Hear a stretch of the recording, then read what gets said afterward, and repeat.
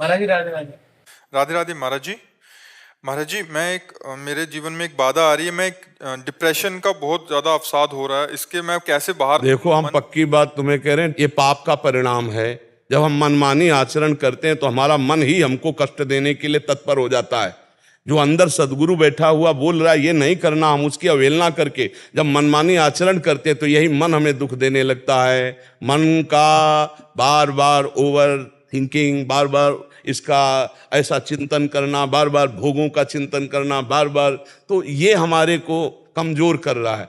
तो वही भयावह स्थिति, चिंता भय शोक, इससे बचना है तो एकमात्र श्री भगवान का आश्रय लेकर भजन करते हुए धर्म पूर्वक चलो, कोई डिप्रेशन नहीं रहेगा। और धर्म पूर्वक नहीं चलोगे तो डिप्रेशन मार देगा।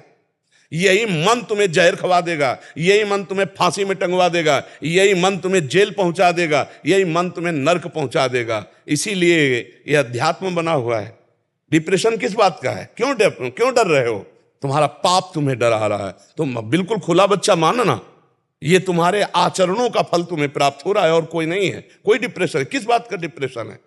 जिस मन को हमें सच्चिदानंद चिंतन में लगाना चाहिए उस मन को हमने गलत चिंतन में लगाया। जिस शरीर से हमें सद आचरण करने चाहिए हमने गलत आचरण किए तो परिणाम भोगना पड़ेगा। आपका मन ही आपको दंड देगा, आपकी बुद्धि ही आपके विपरीत हो जाएगी।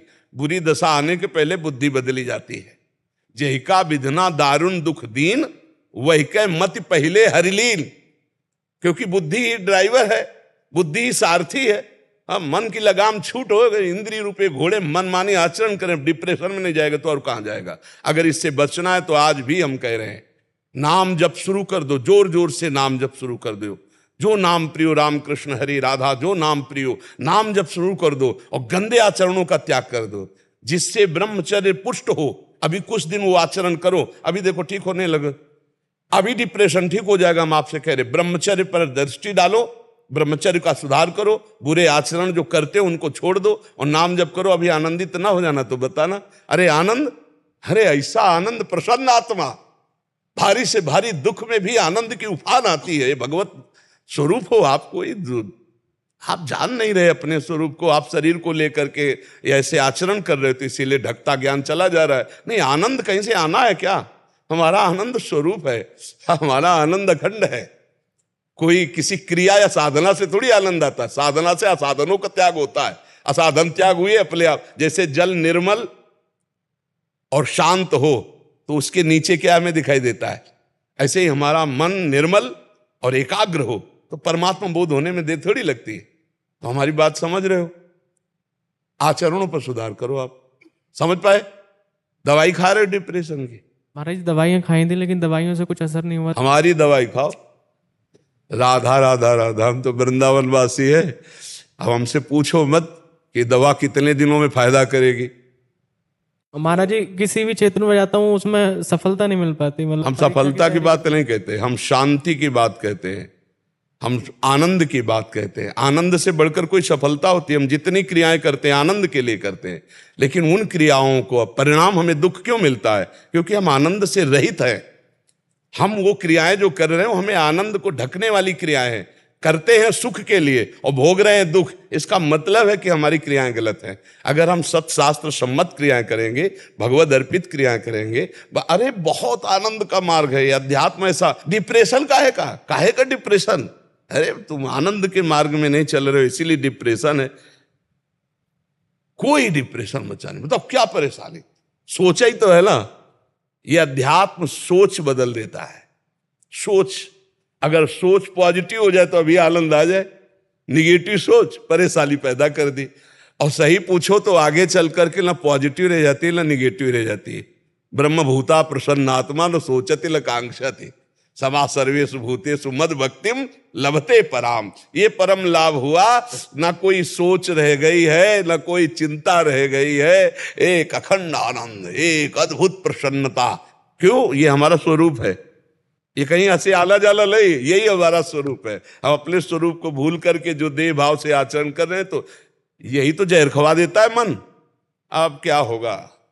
अब तो बस यही जहर खवा, यही फांसी पे लगा देता है। ये जो आजकल थोड़ा सा पराजय हुई, देखो शास्त्र का ज्ञान ना होने के कारण कितनी बड़ी हानि समाज में है। थोड़ी सी हानि हुई, अब जीना क्या, पराजय हो गई अब जीना क्या, दुख आ गया जीना क्या, फसल नष्ट हो गई जीना क्या, परीक्षा में फेल हो गए जीना क्या, धंधा चौपट हो गया जीना, यही हमारा जीवन है। अरे हम भगवान के अंश है, इस बार हार हुई तो आगे विजय होगी। ये बुद्धि, इसी बुद्धि को ठीक करने के लिए ईश भजन सारथी सुजाना, बुद्धि रूपी सारथी को ठीक करना है। तो जो नाम प्रियो राम कृष्ण हरि जो भी, हम तो वृंदावन वासी राधा उपासी, राधा राधा राधा, इसी से परमानंद की अनुभूति, राधा राधा राधा। आपको जो नाम प्रियो नाम जपना शुरू करो, ठीक है। कोई नशा तो नहीं करते, हाँ बढ़िया। कोई गंदी बातें आचरण बंद करो, गंदे दृश्य देखना, गंदी क्रियाएं, गंदे विचार जब रोकोगे तभी आनंद की अनुभूति होगी, ठीक है। और कोई डिप्रेशन नहीं, तुम्हें कोई डिप्रेशन नहीं, छोड़ के अब मुझे डिप्रेशन है, पहले ये छोड़। सबसे बड़ी, एक आदमी को किसी डॉक्टर ने कह दिया कि अब तुम जल्दी मर जाओगे। अब वो ये सोच कर मैं जल्दी मर जाऊंगा बहुत। तो स्वामी सच्चिदानंद जी एक सन्यासी थे, जब उनके यहाँ घर में गए तो बताया कि वो ऐसी स्थिति में, तो उन्होंने वो गए, उन्होंने ऐसे लीला की, नाड़ी पकड़ी, बोले नहीं वो योग तो खत्म हो गया, अब तो आपका भी, अब उठ के चलने लगा, वो आराम से एकदम पूरा नॉर्मल जीवन हो गया। सोच दिमाग। तो आज से तुम मान लो कि तुम्हारा डिप्रेशन खत्म, मान लिया, अब मत कहना डिप्रेशन है। और राधा राधा जपो और अच्छे आचरण करो और खूब अपने कार्य करो, जो घर के कार्य हैं पवित्र कार्य करो, माता पिता की सेवा करो, मेहनत करके धन कमाओ, दूसरों को सुख प्रदान करो। काहे का डिप्रेशन कि अभी है डिप्रेशन? हाँ बिल्कुल नहीं, इसको स्वीकार। हमारे शास्त्र स्वीकृति से ही भगवत प्राप्ति कह रहे, स्वीकृति से। गुरु जी क्या सिखाए? तत्त्वम आसी, स्वीकृति कर। बस आप ये समझ लो साधना क्या है, केवल असाधन त्याग की है, और भगवत स्वरूप का बोध केवल स्वीकृति से होला है, केवल स्वीकृति से। हमारी स्वीकृति हो गई देह भाव में तो दुर्गति हो गई, और हमारी स्वीकृति हो जाए स्वरूप में ना, तो अभी आनंद की अनुभूति हो जाए। इस समय हमारी स्वीकृति का मतलब अंतःकरण धर्म से बोल रहे हैं कि अंतःकरण यदि समत्व को प्राप्त हो जाए तो अभी भगवत प्राप्ति, अभी आत्मस्वरूप का बोध हो जाए, इसी से आनंद की अनुभूति होगी। जी मोनिका जी गोकुल से। राधे राधे महाराज जी। महाराज जी, लोभ और कामना एक ही है या इनमें अंतर है? कामना जो सुना है, जो देखा है, जो पूर्व में भोगा है, तो हमारे हृदय में भोगे हुए विषय को पुनः भोगने की कामना, जिसे तृष्णा कहते हैं, जो सुना है, जो देखा है, उसे भोगने की, और उसी भोग को जो बहुत प्रिय लगता है उसका संग्रह करने को लोभ कहते हैं। समझ रहे हैं? लोभ में और कामना में इतना अंतर है। कामना देखे हुए, सुने हुए या भोगे हुए पदार्थ को बार बार भोगने की इच्छा होना कामना है, और उसी जो हमारे लिए अनुकूल है, जो सुखद है, उसी भोग का संग्रह करने का जो वृत्ति जागृत होती है उसे लोभ कहते हैं। वही कामना की पूर्ति से लोभ ऐसा बढ़ता चला जाता है कि हम उसी में फंसते चले जाते हैं। जैसे कामना की पूर्ति में बाधा लगने पर क्रोध होता है, तो कामना की पूर्ति होने पर लोभ होता है, और दोनों में मूढ़ता छाती है। दोनों स्मृति का नाश करते हैं और दोनों बुद्धि का नाश करके परमार्थ से भ्रष्ट कर देते हैं। इसलिए उपासक को चाहिए कि कामना का भी त्याग करे और लोभ का भी त्याग करे, और इन सब का त्याग करने के लिए जिस ज्ञान की आवश्यकता है वो गुरुजनों की शरण में जाकर के उनके द्वारा बताए हुए साधन पद्धति से उपासना करे, तब हृदय पवित्र होगा, जिसमें ज्ञान का स्फुरण होगा। बिना ज्ञान के न काम का त्याग हो सकता है और न लोभ का, क्योंकि अज्ञानी बार बार इंद्रियजन्य भोगों में सुख मानेगा तो उसी को भोगने की इच्छा करेगा, कामना करेगा, और जिससे सुख मिलता है उसी का संग्रह करना चाहेगा। तो ये लोभ और काम बने ही रहेंगे, और जब तक लोभ और काम है तब तक आवागमन से मुक्ति नहीं हो सकती। कामना का त्याग हुए बिना, लोभ का त्याग हुए बिना वो भगवत प्राप्ति का अधिकार नहीं रखता, भगवत स्वरूप होते हुए भी। और आज भगवत प्राप्ति की चर्चाएं बहुत हो रही हैं। भगवत प्राप्ति की चर्चा प्रवचन कर लेना या प्रवचन सुन लेना, इससे भगवत प्राप्ति नहीं होती। भगवत प्राप्ति होती है जब हम समस्त कामनाओं को नष्ट कर दे, हृदय में प्रकट हुई कामनाओं को नष्ट कर दे, और एकमात्र अपने स्वरूप या अपने आत्मस्वरूप श्री भगवान के चिंतन में तल्लीन हो जाएं, तभी भगवत प्राप्ति होती। किंचन मात्र कोई वासना, कोई भी सांसारिक भोग का, सुख का आकर्षण है तो भगवत प्राप्ति की अभी योग्यता नहीं है। और हम बात करते हैं ज्ञान की, बात करते हैं वैराग्य की, और देह सुख और इंद्रिय भोगों के सुख में ही मात्र बुद्धि रखते हैं, तो वो ज्ञान भी जिसे हम ज्ञान समझते हैं वो अज्ञान ही है। जैसे स्वप्न में देखा कि हम जग गए हैं, लेकिन वो स्वप्न में ही है, अभी वो जगा हुआ नहीं है। ऐसे ही हम अज्ञान की धरा में जब तक देह भाव है, जब तक इंद्रियजन्य विलासिता का सुख है, जब तक पूरे त्रिभुवन में कहीं भी अपने से कुछ अलग सुख है, तब तक वो अज्ञानी ही है। जब तक आत्म सुख को प्राप्त नहीं हुआ, अपने स्वरूप को प्राप्त नहीं हुआ, तब तक सच्चा ज्ञान नहीं माना जाता है। इसीलिए कहा गया है कि वो ना प्रवचन से करने से मिलता है, ना सुनने से मिलता है, ना वो बुद्धिमानी से मिलता है। वो जो आत्मस्वरूप गुरुदेव के चरणों का आश्रय ले लेते हैं, वो कृपा कर देते हैं, तो मोक्ष मूलम गुरु कृपा, उनकी कृपा से जो ज्ञान प्रकट होता है वही अज्ञान का नाश करता है। तो कामना और लोभ दोनों बांधने वाले हैं और दोनों अलग अलग हैं। तो हम अगर लोभ और कामना से बचना चाहते हैं तो किसी महापुरुष का आश्रय लेकर उनके प्रदत्त उपासना पद्धति से चले, तब हम। आज उपासना का बहुत ह्रास हो रहा है, कोई भी शुद्ध मार्ग से चलना नहीं चाहता। गुरुजनों की शरण में होकर, उनके अधीन होकर, उनके बताए हुए मार्ग से जब तक नहीं चला जाएगा, तब तक ना ज्ञान की प्राप्ति होती है और ना भक्ति की प्राप्ति होती है। वो केवल अहंकार का खेल होता रहता है, बकाया वस्तु की प्राप्ति नहीं होती।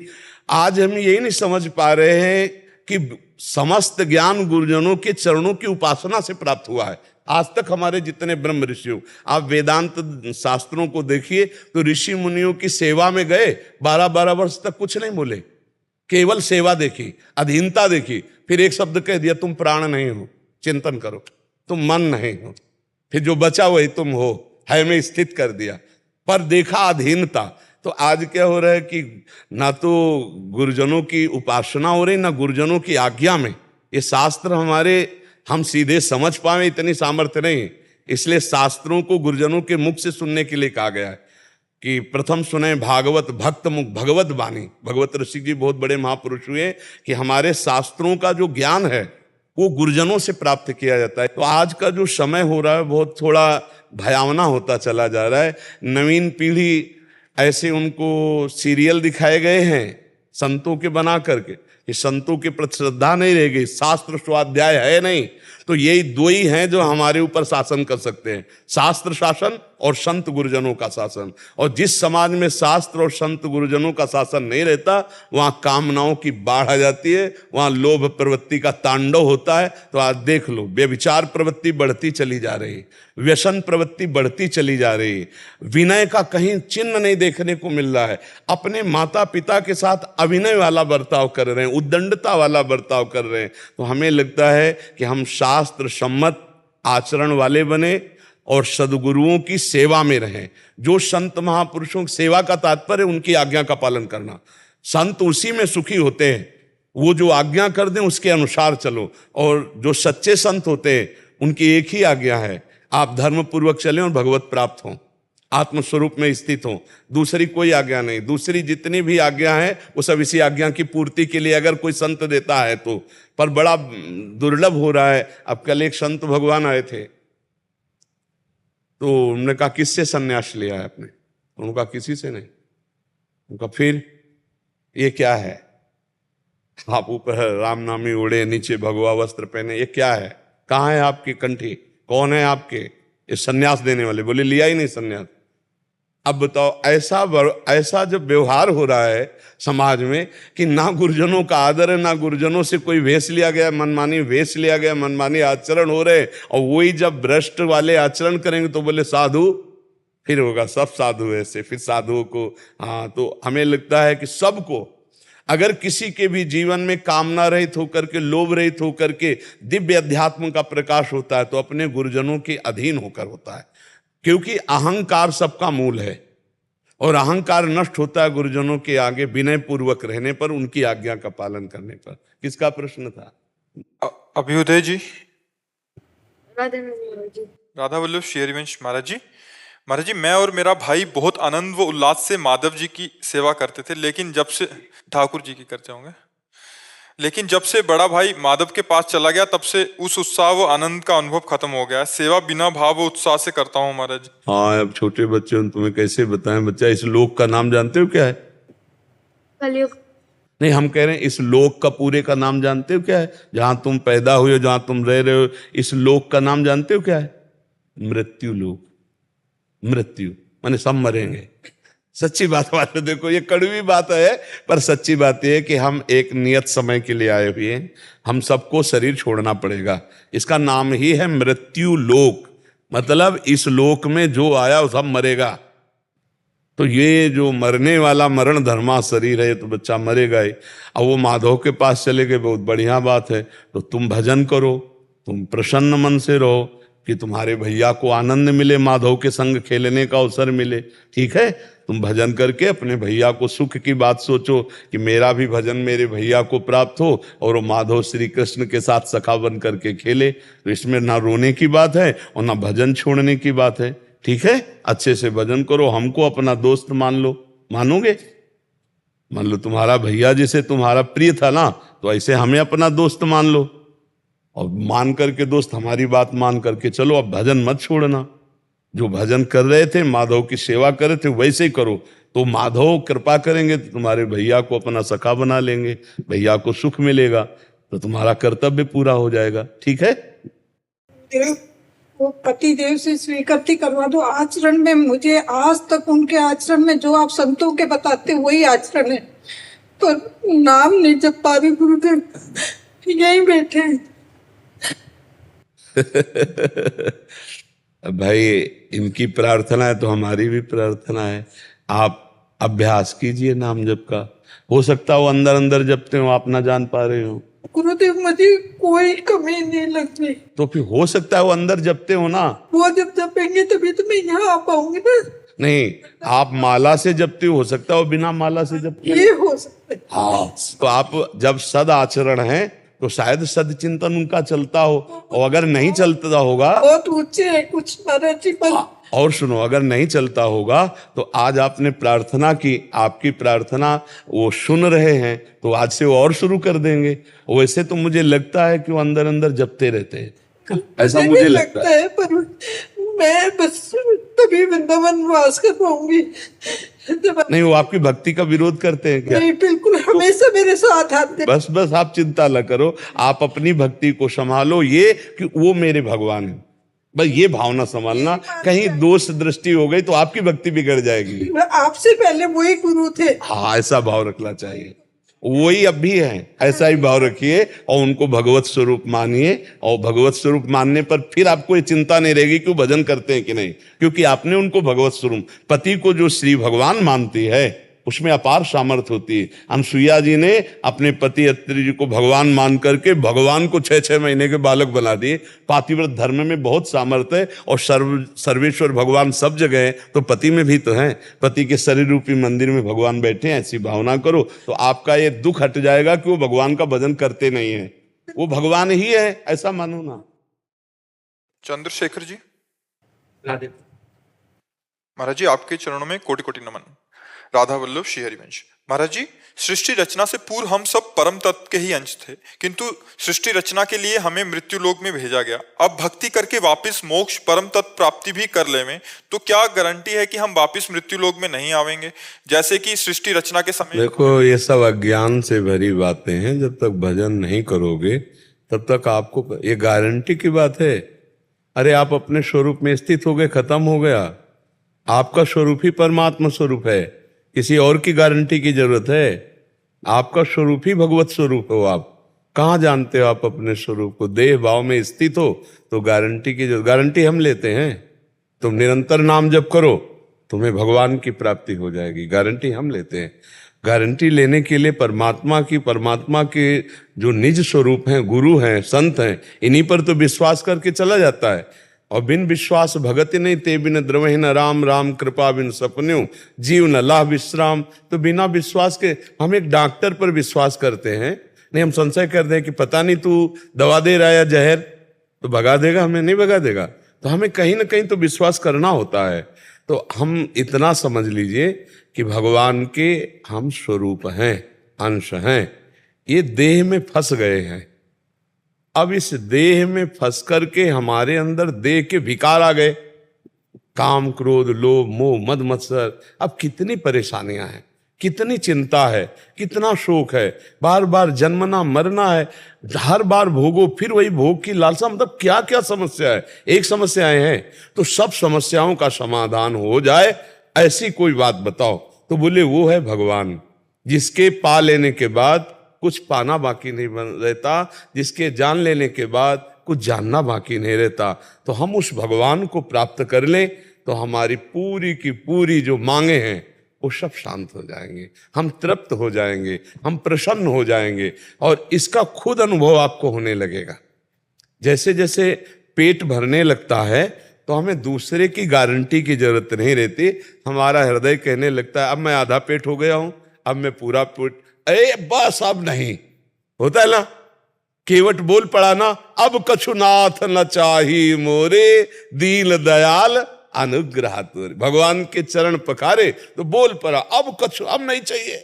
ये पूर्णता का प्रतीक, नहीं चाहिए अब। गारंटी किसी की क्या, अपने हृदय में आने लगेगा। पर पहले विश्वास दिलाने के लिए जैसे आपने गारंटी शब्द, वो हम गारंटी लेते हैं। यदि हम पर विश्वास है तो तुमसे कुछ ले तो नहीं रहे ना। नाम जप करो, पापाचरणों का त्याग करो, ये बात समझ लो। शराब पीना, पराई स्त्री की तरफ गंदी बात वाली बात सोचना, मांस खाना और माता पिता का अपमान करना और समाज से द्रोह करना, अगर इन बातों को छोड़ दो और नाम जप करो तो अभी आनंद की उत्पत्ति होने लगेगी। इन्हीं में से हम कहीं चूक कर देते हैं, जिस चूक के कारण हम मानते हैं आप भजन करोगे, लेकिन आनंद की अनुभूति तब तक नहीं होगी जब तक ये चूके नहीं सुधारोगे। तो चूके सुधारे कैसे? भजन के बल से हम इनको सुधारेंगे। तो हम राधा राधा, कृष्ण कृष्ण, हरि हरि निरंतर नाम जप करें और अच्छे आचरण करें तो हम में सामर्थ्य आ जाएगी, हर कष्ट सहने के सामर्थ्य आ जाएगी। तो इसके लिए किसकी गारंटी आप चाहोगे? गारंटी नहीं मार, बस मेरा ये था कि भगवत स्वरूप से निकले हुए वापस अपने को भगवत स्वरूप में ही मिलना है। आप भगवत स्वरूप ही हो अब भी, केवल भ्रम हटना है, केवल भ्रम हटना है। वो भ्रम हट गया तो किसकी गारंटी की जरूरत रही? भैया सोते समय आपके गले में चाकू लगाई गई, चाकू भी आप थे, चाकू लगाने वाला भी था और गला भी आपका था। लेकिन ये पता तो तब चलेगा कि तीनों चीजें झूठी थी, क्योंकि तुम्हारा शरीर तो स्वस्थ सैया पे सोया हुआ है, ना उसमें कोई चाकू है और ना उसमें कोई परेशानी है। तो जो शरीर स्वप्न में था वो झूठा, जो चाकू थी वो झूठी, जो काटने वाला था वो झूठा, पूरा का पूरा सिस्टम झूठा था ना। ऐसे ये जागृत का पूरा सिस्टम झूठा। उमा कहूं मैं अनुभव अपना, सत हरि भजन जगत सब। अब इससे जगो तब पता चलेगा, जगने वाले को पता चलता है कि वो स्वप्न झूठा है, स्वप्न में पता नहीं चलता। स्वप्न में चाकू वैसे ही लगती नजर आती जैसे सच्ची में लग रही हो। तो ऐसे ही मोह निशा सब सो अनिहारा और देखे स्वप्न अनेक प्रकारा। हम मोह अज्ञान की धरा में इस समय है, तो हमें लग रहा है कि कोई हमें गारंटी दे दे, अच्छी बात है। तो वो गारंटी देते हैं संत जन, भगवान के प्रियजन। कुछ लेना देना जहां नहीं है, नहीं ना, ये अध्यात्म बिकता नहीं है, और जो बिकता है वो अध्यात्म नहीं होता। गारंटी लेते हैं कब? जब आप नाम जप करोगे, ये बुरी बातें छोड़ोगे, तो भगवान बड़े कृपालु हैं, वो आप पर कृपा कर देंगे, आपको अपनी अनुभूति हो जाएगी। आप कोई और नहीं है, कोई और नहीं है। जैसे स्वप्न में एक मन ही संपूर्ण संसार बन जाता है, ऐसे जागृत में एक अविद्या माया ही, ये भ्रम पैदा किए एक ही परमात्मा है, दूसरा नहीं है, वही सब में विराजमान है। ये बड़ा भयानक भ्रम है। मैं मोर तय तोर, मैं और मोर तोर तय माया, जे बसकी ने जीव निकाया। खूब नाम जप करो, सत्संग सुनो, बहुत अच्छे बच्चे हो, अभी नवयुवक अवस्था है, निकल जाओगे माया से, अभी अवसर है, ठीक है। हाँ, कोई नशा मत करना, कोई गंदे आचरण मत करना, तो गारंटी पक्की नहीं। हाँ बिल्कुल। और गारंटी में जानते हो क्या होता है? आपका भजन जो है सो है नहीं, संत महापुरुषों का भजन काम करता है उसमें। जैसे कह दिया गया ना कि पक्का, तो पक्के में फिर ये हुआ कि अगर तुम्हारे में कमजोरी है तो ट्रांसफर भी किया जाता है। तभी तो संतों को परोपकार के लिए जय जयकार किया जाता है। उनका भजन भी जगत के लिए होता है। सर्वे भवन्तु सुखिना सर्वे सन्तु निरामया। जो चलना चाहता है उसको अपना जीवन, अपना भजन दे देते, चलो भगवान को प्राप्त करो। ठीक है, खूब नाम जप करो। लालचंद गुप्ता जी काशी बनारस से। महाराज जी राधे राधे। महाराज जी प्रणाम। आत्मा क्या खाती है, क्या पीती है, उसका स्वरूप क्या है महाराज जी? ना वो खाती है, न पीती है, न उसका कोई स्वरूप है।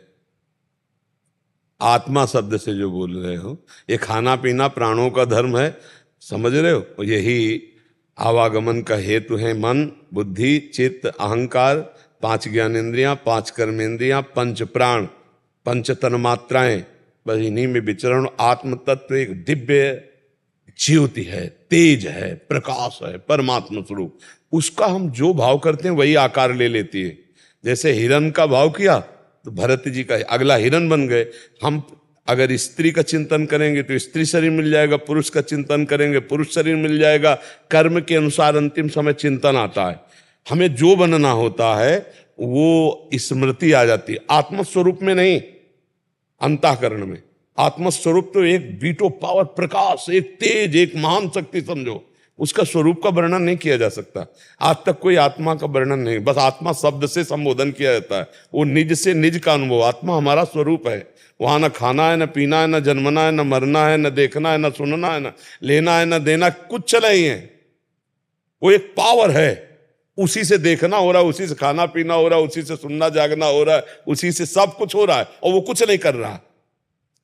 अब इसके लिए तो फिर गुरुजनों की शरण में होकर साधना आराधना कर ली होती, तभी वो ज्ञान प्राप्त होता है। लेकिन आप ये समझ लो, आत्मा और भगवान एक ही हैं, वो तुम्हारे हृदय में बैठे हुए हैं, तुम्हारे हृदय में है। अब जब हम भाव से भजेंगे तो वो अनुभव करा देंगे।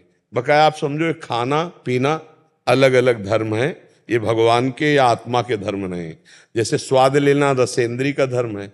मन जब रसेंद्री के साथ होता है तो स्वाद लेता है, मन जब श्रवणेंद्री के साथ होता है तो शब्द सुनता है, मन जब नेत्रेंद्री के साथ होता है तो रूप देखता है, मन जब घ्राणेंद्री के साथ होता है तो सौरभ आदि गंध आदि सूंघता है, मन जब त्वगेंद्री के साथ तो स्पर्श सुख का भोग करता है। आत्मा निर्लेप है। भूख प्यास लगना है प्राणों का धर्म है। घटना बढ़ना, क्षीण होना, मर जाना, मिट जाना, ये शरीर का धर्म है। समझ रहे? आत्मा निर्लेप निर्विकार एक सच्चिदानंदमयी है। वहां न भूख है, न प्यास है, न जन्म है, न मृत्यु है। नैनम छिन्नन्ति शस्त्राणि नैनम धाति पावका न चैनम क्लेदेन्त्यापो न शुष्यति माल। आप समझ पा रहे? आत्म तत्व निर्लेप निर्विकार, वो आपका स्वरूप है, वो आपका स्वरूप है। आप वही है, ये नहीं है। पर अपने लोगों को भ्रम हो गया कि मैं ये हूं, और उसको भूल गए। उसी को जगाने के लिए हमें मानव देह मिला कि हम अपने आप को जगा लें, हम अपने स्वरूप को जान जाएं, हम अपने भगवान को पालें। बस पा लिया तो जन्म जन्म की भटकन मिट जाएगी। उसको कुछ नहीं चाहिए, बस जानना है। और सोई जाने जे देव जनाई, इसलिए भजन करो, वो आपको जना देगा। उसका नाम जप करो, उसका कीर्तन करो, लीला कथा सुनो, उनकी सेवा में समाज सेवा करो, तो वो आपको जना देगा कि वो क्या है, सो जान जाओगे। और जब जान जाओगे तो जानत तुम्हें हो। जिसको जाने तो कौन मिला, वही आप ही मिले। समझ में? रसिक महापुरुषों के लक्षण क्या है महाराज जी? रसिक तब ही पहचानिए, रसिक तब ही पहचानिए, जाके यह रस रीति छिन छिन ही में उपजय, लाल लाडली प्रीति। रसिक उसे ही कहते हैं जो पूरे विश्व प्रपंच का विस्मरण करके लाडली लाल के प्रेम में केवल छिन छिन रुदन करंत, छिन गावत आनंद भरी, छिन छिर हार हसंत। कभी रो रहा है, कभी उनकी लीला का चिंतन करके हंस रहा है, कभी लीला का गायन कर रहा है। वो उन्हीं में उन्मत्त है, किसी और से नहीं। ना काहू सो बोलिबो, ना कोई व्यवहार, अपनी कुंवरी किशोरी को जियत निहार निहार। रूप छके घूमत रहे, तन को तनिक न भान, नारायण दृग जल बहे, यह प्रेम पहचान। ये रसिकों का स्वरूप है। हर समय प्रियालाल में, अपने आराध्य देव में जो चित्त को जोड़े हुए हैं। प्रेम सहित हुलसात सेवा श्यामा श्याम की जय मन ही भांति, दिन दिन प्रति अनुराग सो। प्रेम से भरे हुए लाडली लाल की सेवा में, उनके चिंतन में, उनके रूप में अश्रु प्रवाह करते हुए जिनका एकांतिक समय व्यतीत होता है, उनको कहते हैं रसिक जी। पार्थवी पराशर जी लखनऊ से। राधे राधे महाराज जी। महाराज जी, मेरा ये प्रश्न है कि बहुत लोग भगवान में भरोसा नहीं करते, तो क्या भगवान फिर भी उनसे उतना ही प्रेम करते हैं जितना हाँ हमसे बच्चा, प्रेम जैसे एक पिता के 4 लड़के हों और 2 बहुत भरोसा करते हैं, 2 नहीं करते हैं, लेकिन पिता तो चारों को प्यार करेगा। ऐसे भगवान सबके पिता हैं, मानो ना मानो। वो पिता को गाली दे कि तुम मेरा बाप नहीं, तो भी वो जब 4 लोग उससे कहेंगे तुम्हें गाली दे, तो कहा कि कार है तो मेरा ही बेटा। तो सब मम प्रिय सब मम उपजाए, श्री भगवान कह रहे सब मेरे प्रिय हो, सब मेरे प्रकट किए हो। पिता को मारा, थप्पड़ों से मारा, और इसके बाद वो गुस्सा में आगे बढ़ा, उसको चक्कर आ गया, बेहोश हो गया। तो वही पिता दौड़ के गोद में उठा करके उसको दुलार कर रहा है। तब ये पिता का प्यार जो देख रहे हैं, अभी बाहर घर के मार के आ रहा है, 4 लोग उसको कोस रहे हैं कि यार पिता को मारा, और वो गुस्सा में अंदर आया, ब्लड प्रेशर का कुछ चक्कर पड़ा और मूर्छा खा के गिर गया। तो वो बाप ही केवल दौड़ के आया, और कोई दौड़ के नहीं आया, अपने बेटे को उठाया। तो देखो, चाहे मारो चाहे गाली दो, माता पिता का जो एक हृदय होता है, अब कलयुग में थोड़ा उसका भी परिवर्तन हो रहा है। कलिकाल का ये प्रभाव है कि जो कहा गया था कुपुत्रो जायते क्वचिदपि कुमाता न भवति, तो वो थोड़ा थोड़ा अब जो है होने लगा है। ऐसी माताएं देखी जा रही हैं जो अपने छोटे अनजान बच्चों को छोड़ करके मंदिर में या स्टेशनों में, और वो दूसरे पुरुष के साथ भाग रही हैं। ऐसे चैप्टर पाए जाते हैं। या दूसरे पुरुष का वरण करने के लिए अपने पति अपने पुत्रों की हत्या करके भाग रही, या दूसरी स्त्री का वरण करने के लिए अपनी पत्नी अपने पुत्रों की हत्या। ऐसे चरित्र पाए जा रहे। कलिकाल में कुछ ऐसी मलिन चेष्टाएं होने लगी। नहीं तो सिद्धांत है कि चाहे जितना कुपुत्र हो, पर माता पिता दयालु ही रहते हैं। तो चलो, मनुष्य की बुद्धि तो ऐसी हो सकती, लेकिन भगवान की नहीं। जिन्होंने भगवान को गाली दिया, भगवान को मारने की चेष्टा की, उनको भी भगवान ने परम पद दे दिया, परम पद दे दिया। तो भगवान को जो नहीं मानते हैं, अश्रद्धा करते हैं, उनको भी भगवान दुलार देते हैं। देखो, वायु बराबर मिल रही है, आकाश, पृथ्वी, जल, सब जो प्राण पोषण के लिए सब फ्री भगवान दे रहे हैं। नहीं तो 1 सेकंड में हार्ट फेल कर दे, नहीं गए, बोले क्यों? बोले भगवान को गाली दी थी। कभी ऐसा सुना है? नहीं। अपने समय से मरोगे, अपने कर्म का फल भोगोगे। लेकिन भगवान ऐसे छोटे हृदय वाले नहीं कि तुम गाली दो तो तुम्हारा ऐसा। हाँ, भगवान को गाली दी और ये भक्त ने सुन लिया और उसका हृदय दुखी हो गया, तो अब तुम्हारा मंगल नहीं होने वाला। ये पक्की बात है। भक्त का हृदय अगर किसी बात से दुखित हो गया तो राम रोष पावक सो जरे। जो अपराध भक्त कर करे राम रोष। तो भगवान को तो गालियां नहीं चुभती, क्योंकि बहुत उदार, बहुत बड़े हैं। लेकिन उनके भक्तों के कान में अगर पड़ गई, फिर वो बर्दाश्त नहीं करेंगे, फिर आपको दंड भोगना पड़ेगा। इसीलिए कहा गया कि भक्तन के अपराध सो डरपत रहो। ऐसा कहीं ना हो कि तुम्हारी कोई बात किसी भक्त को चुभ जाए। मान लो भक्त की सभा में आप भगवान को बोले तो भगवान को तो बुरा नहीं लगेगा, लेकिन भक्त को जो बुरा लगा, इस बात से भगवान अब आपको क्षमा नहीं करेंगे, फिर दंड का अधिकारी हो सकता है। नहीं, भगवान तो पिता है, बहुत अगाध समुद्र है, बहुत अगाध समुद्र। उनके स्वभाव को कौन जानता है? बहुत करुणामय भगवान है। राज जी ग्वालियर से। श्री हरिवंश। श्री हरिवंश महाराज जी। महाराज जी, शास्त्रों में 3 प्रकार के ऋणों की चर्चा की गई है, देव ऋण, पितृ ऋण और ऋषि ऋण। इन तीनों ऋणों में ऋषि ऋण भी प्रमुख माना गया, अर्थात इन तीनों ऋणों को बेहतर ढंग से कैसे उतारा जा सकता है? एकमात्र श्री भगवान के चरणों का आश्रय लेकर जब हम भजन करते हैं तो एकादशी स्कंद में पढ़ना, भगवान श्री कृष्णचंद्र जी कहते, जो मेरी भक्ति करके मेरे को प्राप्त कर लेता है सब ऋणों से मुक्त हो जाता है। नहीं, जो ऋषि ऋण है वो गुरु ऋण है। जो मातृ पितृ ऋण है उनका उद्धार करना है। तीनों बातों की पूर्ति भगवान के भजन से हो जाती है।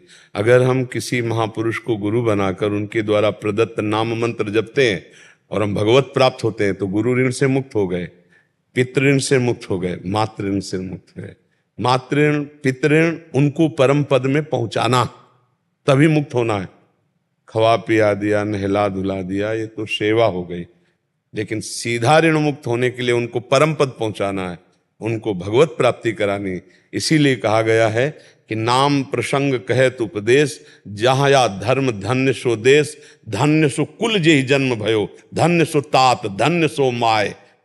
जो नाम जपने वाला भक्त पैदा हो गया वो देश धन्य, वो कुल धन्य, उसके माता पिता धन्य। क्यों? अब वो सब ऋणों से मुक्त कर देगा। बिना भगवान की प्राप्ति के ये चुट-पुट कार्यों से ऋण मुक्त नहीं हुआ जा सकता। यहाँ से प्रश्न का उत्तर, हमारे जो वृंदावन की भूमि से अध्यात्म धरा का उत्तर है वो एकमात्र भगवत प्राप्ति है। भगवत प्राप्ति से सब ऋणों से मुक्त हुआ जा सकता है। अगर भगवत प्राप्ति नहीं तो सब ऋण बकाया ही रह गए। ऋषि ऋण भी, मातृ ऋण भी, पितृ ऋण भी। जो हमारा पिता बना अब उसे किसी माता के गर्भ में न जाना पड़े। जो हमारी माँ बनी अब उसको इस संसार चक्र में जीव को भटकना ना पड़े। मैं ऐसा भजन करूंगा, ऐसा तप करूंगा कि उसे भगवत प्राप्ति होगी। माता पिता और गुरु और देव ऋण और राष्ट्र ऋण और समाज ऋण, समाज का ऋण, सब ऋणों से मुक्ति भगवान के भजन मात्र से होती है। ये समाज ऋण से मुक्त हो रहे हैं। समाज का अन्न पाया है, समाज का वस्त्र पहना है, समाज में हम जिए हैं तो समाज को भिक्षा और शिक्षा का उपदेश हमारा संग है। माता पिता तो गए ही परम पद, और गुरु ने जो मंत्र दिया है उस मंत्र के प्रभाव से भगवत प्राप्ति हमें हो जाएगी तो हम गुरु ऋण से मुक्त हो जाएंगे। गुरु का और कोई ऋण नहीं होता। गुरु का ऋण होता है जीव को भगवत प्राप्ति कराना। तो भगवत प्राप्ति के लिए जो हमें मंत्र दिया, जो हमें जीवन दान दिया, कहा मृत्यु तुल्य माया में, तो अब हम भगवत प्राप्त हो गए तो हमारे गुरु ऋण से मुक्त हो गए। गुरु ऋण जो हमारे ऊपर, मातृ ऋण, पितृ ऋण, समाज ऋण, देव ऋण, सब ऋणों से हम मुक्त हो गए। और छोटी मोटी बातों का हमारे जीवन में कोई महत्व नहीं है। हमारे जीवन में महत्व है स्वयं भगवत साक्षात्कार करके सबका ऋण चुका दो। अगर भगवत साक्षात्कार नहीं हुआ तो हम उसे ऋण मोचन नहीं मानते। पुनरपि जननम पुनरपि मरणम, ना उनका रुका ना आपका रुका, तो ऋण मोचन क्या हुआ? ऋण मोचन तो तभी जब वो हम माता के गर्भ में ना जाए, जो हमारी माँ बनी, जो हमारे पिता बने, और वो भगवान के पार्षद।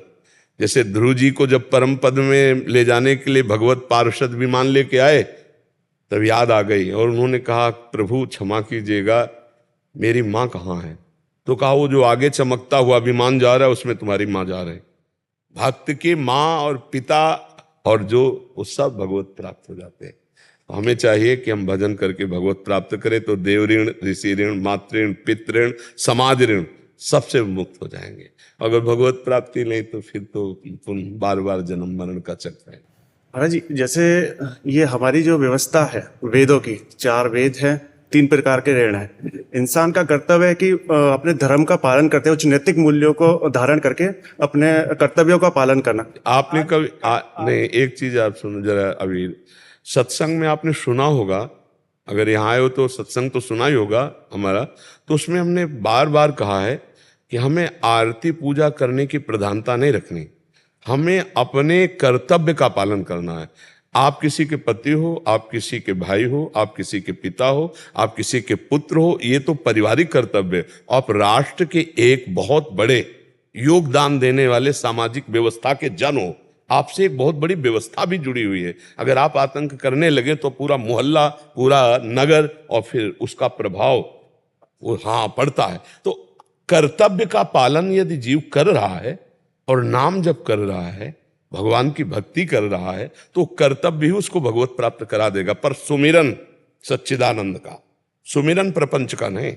भगवान ने युद्ध के लिए आज्ञा की गीता जी में, लेकिन कहा मामुनिस्मर युद्ध च सर्वदा सर्वकालेषु मामुनिस्मर युद्ध च, मेरा स्मरण करते हुए युद्ध करना। और वेद का वहां तक प्रयोग है जब तक हमारे अंदर मोक्ष धर्म की अभिलाषा नहीं आती। नहीं, त्रैगुण्य गीता जी में त्रैगुण्य विषया वेदा, निस्त्रैगुण्य भवार्जुन, अर्थात वेदातीत स्थिति को प्राप्त होने के लिए भगवान कह रहे हैं त्रैगुण्य विषया वेदा और निस्त्रैगुण्य भवार्जुन। ये कौन बोल रहे हैं? जिनकी श्वासों से वेद का प्रादुर्भाव हुआ है। देवर्षि नारद जी समस्त वेदों के ज्ञाता हैं। वेदान्न सन्नस्ति सा केवलम मौचिन अनुरागम लभते।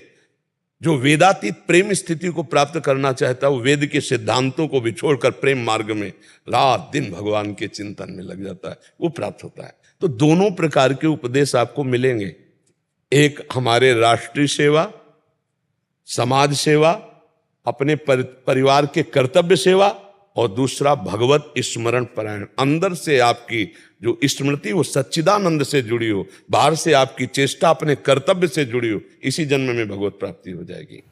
जिससे कई बार आज की सत्संग भी मैं सुन रहा था, प्रतिकूलताओं के बारे में ही बता रहे थे। कई बार हम लोग धर्म के रास्ते पे चलते हैं तो प्रतिकूलताएं भी आती है, प्रारब्ध भी आती है, तो उस वक्त जो हमारा भजन है छूटता है, निराशा आती है। ये कमजोर आप कमजोर है इसलिए छूटता है, नहीं तो देखो शूरवीर योद्धा जब उसके जोड़ का पट्टा आता है तो उसके हृदय में और जोश आता है, लड़ने के लिए उमंग आती है। तो अब हमारा विरोधी पट्टा है दुख, विपत्ति, जो हमें भगवान से विमुख करेगा, तो और जोर की खुन्नस बढ़ेगी कि चाहे जितना दुख दे लो प्रभु, आप अब भजन नहीं छुड़ा सकते, आप हमको अपने से अलग नहीं कर सकते। तो कमजोरी दूर करने के लिए ही तो सत्संग कर रहे हैं कि तुम इतने मजबूत बनो कि दुख किसको हो सकता है? शरीर को। विनाश लीला किसकी हो सकती है? शरीर और संसार जिसका विनाश होना है। मुझ अविनाशी का विनाश त्रिकाल में कोई पैदा ही नहीं हुआ कि कर सके। मुझ सच्चिदानंद को दुख दे सके ऐसा कोई दुख ही नहीं पैदा हुआ, बनाया ही नहीं गया सृष्टि में। दुख तब होता है जब हम शरीर राग में फंसे होते हैं।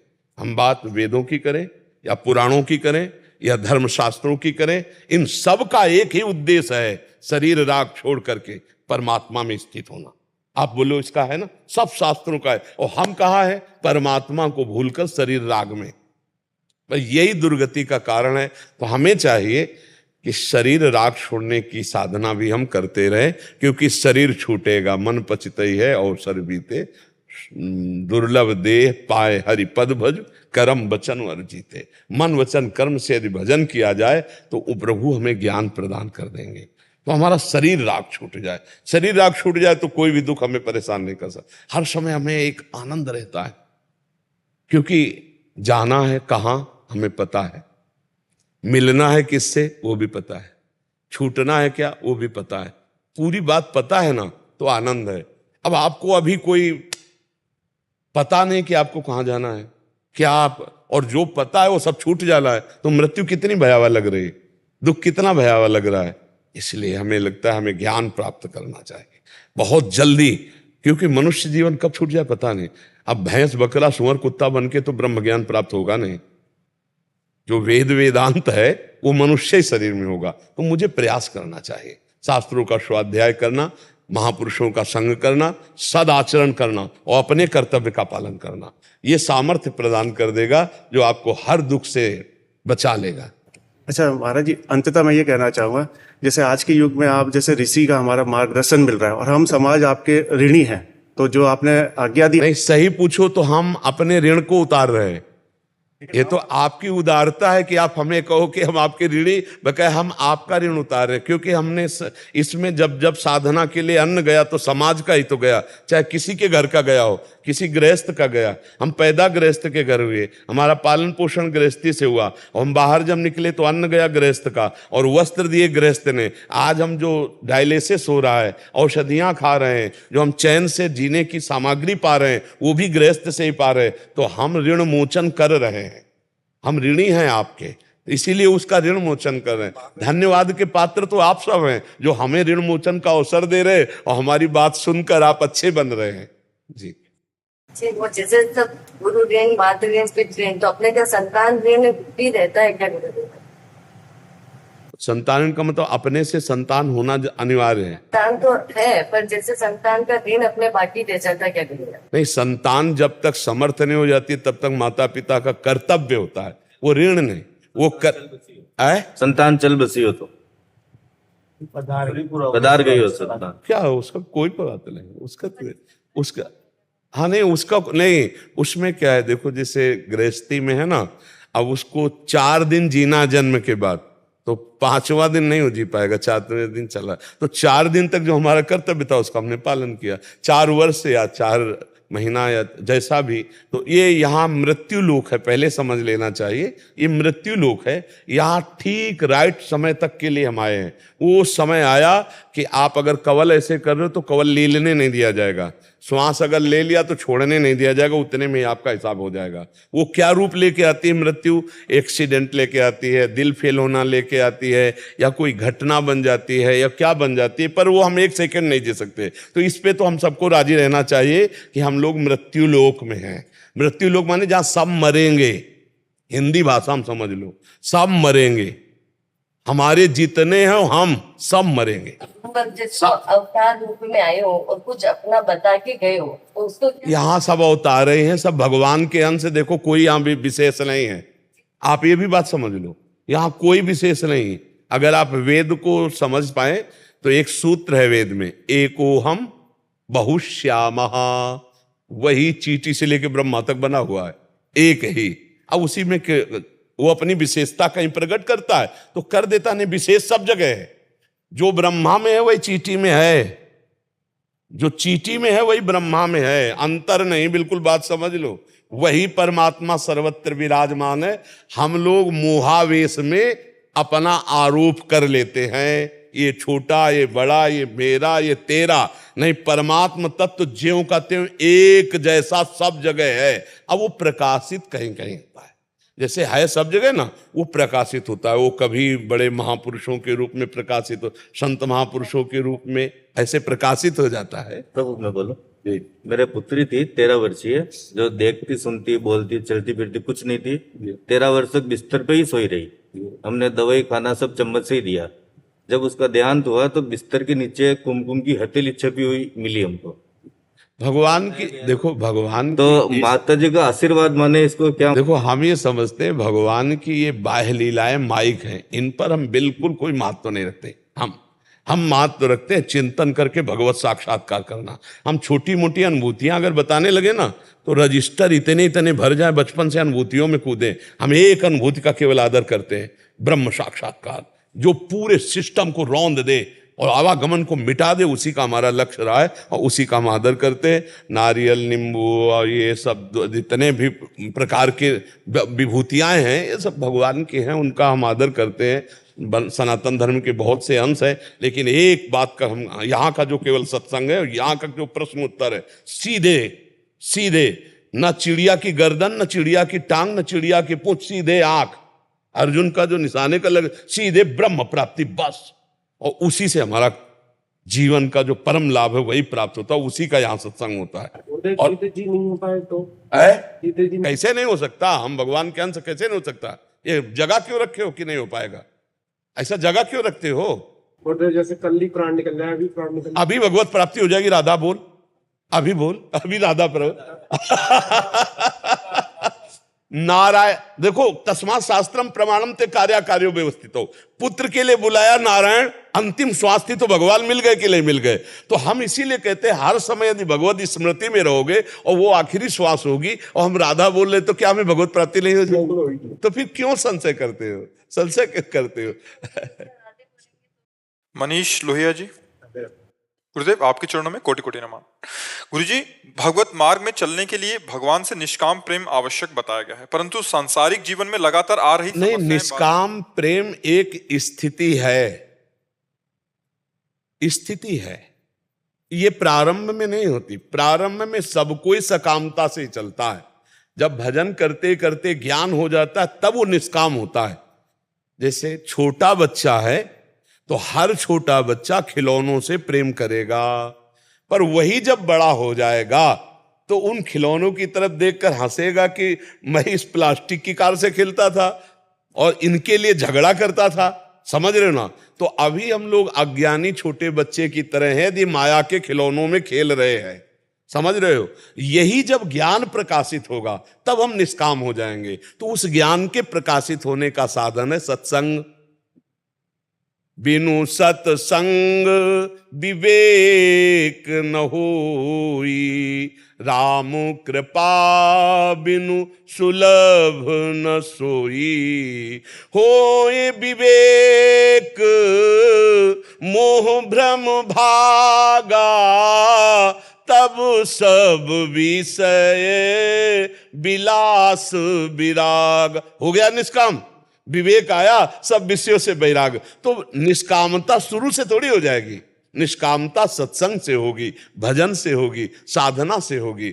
हम जब तक निष्काम नहीं होते तब तक एक नियम ले लें कि हमारी गृहस्थी में या हमारे जीवन में जो समस्या है उसका समाधान केवल भगवान से लेंगे। हमें चाहिए, धन चाहिए, क्योंकि आपने मुझे गृहस्थी में रखा है तो आवश्यकता है। मैं मांगू तो किससे मांगू? हे लक्ष्मीपति, आपसे मांगूंगा। मेरी समस्या है, समाधान चाहूं तो हे संकट मोचन, आपसे चाहूंगा, दूसरे से नहीं चाहूंगा। भाई ये बात ले ले तो वो अनन्य भक्त कहलाएगा, अनन्य भक्त हो जाएगा, वो निष्काम हो जाएगा। ये हमारी बात समझ। और भगवान अनन्यता की बात बहुत जोर की सुनते हैं। जैसे ऐसे कि हमारी इस कामना की पूर्ति दुर्गा मैया तुम सुन लो, तुम नहीं तो सरस्वती जी तुम सुन लो, हनुमान जी तुम सुन लो, राम जी तुम सुन लो, भैरव जी तुम सुन। कोई नहीं सुनेगा। हमारी बात समझ लो कि ये स्वार्थी है, ये सबके हाथ। और एक अनन्यता ले लो, वही है सब में। हे हनुमान, बस सब कुछ आप, हे राम, हे कृष्ण, हे हरि, किसी भी एक भगवान के नाम रूप को पकड़कर प्रार्थना कर लो। और उन्हीं के जैसे गोस्वामी तुलसीदास जी कहे, बने तो रघुवर ते बने, बिगड़े तो भरपूर, तुलसी और अंते बने, ताबनिबे पे धूर। ऐसी निष्ठा ले ली जाए और एक मन वचन कर्म से हरि की आराधना की जाए तो कामना भी पूर्ति हो जाएगी और भगवान भी मिल जाएंगे। पक्की बात समझ लेना। हाँ, कामना भी पूर्ति हो जाएगी, भगवान भी मिल जाएंगे। हमारी बात पर विश्वास कर लेना। कामनाएं तो हमारे पास अज्ञान के कारण हैं। जिस दिन ज्ञान होगा अपने आप ही छूट जाएगी। जैसे बच्चा से खिलौना जब बड़ा हुआ ना तो अपने आप छूट गए ना, ऐसे ही कामनाएं अपने आप छूट जाएंगी जब आपके अंदर ज्ञान का प्रकाश होगा। चाहे 70 साल का हो, अगर ज्ञान का प्रकाश नहीं हुआ तो बच्चे ही समझो, क्योंकि खिलौनों में ही खेल रहा है, भोगों में ही खेल रहा है। और 18 वर्ष का है या 16 वर्ष का है और उसको ब्रह्म बोध है तो ज्ञान वृद्ध है। जैसे श्री सुखदेव जी 16 वर्ष के आए तो हजार वर्ष के ऋषि सब खड़े हो गए हाथ जोड़ के 16 वर्ष के सुखदेव मुनि के लिए। क्यों? क्योंकि ज्ञान वृद्ध है, इनको ज्ञान हो चुका है, ये जगे हुए महापुरुष है। तो नाम जप करो, यही निष्काम कर देगा, यही भगवान की प्राप्ति करा देगा। और जो मांगना है सिर्फ भगवान से मांगो। गीता में भगवान ने कहा है कि मेरे 4 प्रकार के भक्त हैं। अर्थार्थी, अर्थ चाहने वाले, आर्त, संकट निवृत्ति चाहने वाले, जिज्ञासु, जानने वाले, और ज्ञानी, मेरी आत्मा जाने हुए। समझ रहे ना? तो कोई शास्त्र विरुद्ध बात नहीं, भगवान से मांगना चाहिए, औरों से नहीं मांगना चाहिए। अगर मांगे तो भगवान से मांगे तो वो मांग भी पूरी हो जाएगी और मांगने का स्वभाव भी खत्म हो जाएगा। क्योंकि भगवान उसे ज्ञान भी देते हैं, वस्तु के साथ राग रहित होने का ज्ञान भी देते। जब भगवान किसी को धन देते तो उस धन का अभिमान ना होने पावे, उस धन में फंसने ना पावे। ऐसा जैसे संखिया जहर है, आप खा लो तो मर जाओगे, पर वैद्य शोध के दे तो बड़े बड़े रोगों का निवारण करने वाला बन जाए। तो भगवान जब धन देते हैं तो उसमें अभिमान नहीं होता, क्योंकि लगता है भगवान की कृपा प्रसाद से मिला है, और वो बहुत सतोगुणी हो जाता है, वो ज्ञानी होने लगता है जो भगवान से मांगा। हाँ, इसलिए हमें लगता है कि अगर मांगे तो भगवान से ही मांगे और किसी से ना। अगर ना दें तो बुरा ना माने, क्योंकि वो कुछ जान रहे हैं उसमें अमंगल होने वाला, इसलिए नहीं दे रहे। जिससे हमारा मंगल होगा वही भगवान का, पक्का विश्वास रख लीजिए। और धन तो अगर सही बात में देखा जाए तो अमंगल रूप ही है। ये अर्थ केवल कहने भर का अर्थ है पूरा अनर्थ। एक जगह महात्मा जी जा रहे थे तो 4-5 शिष्य थे, तो आगे देखा तो 4 थैलियों में असरफियां सोने की उस समय चलती थी। तो उनका, अरे गुरुजी असरफिया, अरे बोले डाइन है, खा जाएगी, छूना मत, ये माया है, नष्ट हो जाओगे। बोले गुरुजी सोने की असरफियो आपका डाइन है, खा जाएगी। बोले अर्थ नाम भर इसका है, घोर अनर्थ है, छूना मत चल। बोले गुरुजी हमें सब बात पर विश्वास है लेकिन आपकी इस बात पर विश्वास नहीं। बोले हम कह रहे सर्वनाश करने वाली। बोले देखो हम तुम्हें दिखाएंगे तब तुम मानोगे, चलो झाड़ियों में छुप जाओ। छुप गए। थोड़ी देर में देखा कि 4 राज कर्मचारी राइफल लिए हुए घोड़े पर सवार उधर से निकले। अरे उन्होंने देखा है तो थैलियों में असरफी, चारों कूद पड़े। बोले यार आज तो बड़े भाग्य, एक बड़ा पीपल का पेड़ था, छाया में बैठे। बोले इसके 4 हिस्से कर लिए जाएं। बोले देखो 4 हिस्से तो किए जाएंगे, पहले 2-2 असरफियां इससे निकालो, 8 असरफी। जाओ बढ़िया पेय पदार्थ हो, खाना भोजन के सामग्री के सब पदार्थ लाओ, चारों लोग जो है डट के खाया जाए, फिर इसको बांट लिया जाएगा। बोले ये बात तो। बोले 2 लोग बाजार जाओ। तो 2 लोग बाजार गए। जो बाजार गए तो उन्होंने कहा हम दोनों बैठ के भोजन यहीं पा लेते हैं और उन दोनों के लिए जहर मिला के ले चलते हैं। बोले ये बढ़िया रहेगा। बोले 2 भाग में बांट लेंगे, 4 भाग में काहे को बांटेंगे। बोले ठीक। उन दोनों ने कहा सुनो, वो दोनों भोजन लेने गए, जो ही नजदीक लेके आवे तो गोली से उड़ा देंगे, दोनों बांट लेंगे। बोले बढ़िया है। वो दोनों खा के जो ही नजदीक पहुंचे उन्होंने गोली मार दी। बोले अब यार पहले भोजन कर लेते हैं और फिर बांट लेंगे। भोजन किया तो उसमें जहर था, दोनों ढलक गए। गुरुजी ने कहा देखा, कहा गई ला डाइल, चारों को भाग ले यहां से, नहीं तो फंस जाएगा। तो यद्यपि अर्थ का नाम अर्थ है, पर वो है अनर्थकारी और भगवान उसे शोध के दे दे तो वही संत सेवा, गौ सेवा, धर्म के कार्यों में लगती, समाज सेवा के कार्यों में लगती, और नहीं तो इससे बड़े पाप होते हैं। भारी भारी व्यभिचार, भारी भारी अपराध, पापाचरण ये धन ही कराता है। इसलिए हमें लगता है अगर मांगे भी तो श्री भगवान से मांगे और बहुत होश से इसका खर्चा करे तो ये जीवन लाभदायक हो जाएगा। नहीं तो धन से बड़े बड़े पाप हो जाते हैं। धन है तो वो बड़े अनर्थ करा देगा। तो इसीलिए अगर धन की चाह भी रखे तो भगवान से रखे। जैसे धन है चक्रवर्ती सम्राट अम्बरीश जी के पास, देखो कितने महाभागवत, पूरे नगर में कीर्तन, कथा, वार्ता, भगवत चर्चा और सबको सब सुविधाएं दिए हुए हैं। तो धन की सार्थकता है, सो धन धन्य प्रथम गति जाकी। संत सेवा में, गुरुजनों की सेवा में, भगवान की सेवा में, गरीबों की सेवा में, समाज सेवा में, राष्ट्र सेवा में आवे, सो सुख वासना की पूर्ति के लिए नहीं। तो ये ज्ञान भगवान देते हैं। इसलिए भगवान से अर्थ मांगे, खूब मेहनत करे और धर्म पूर्वक जिए और नाम जप करे तो इसी जन्म में भगवान की प्राप्ति हो जाए।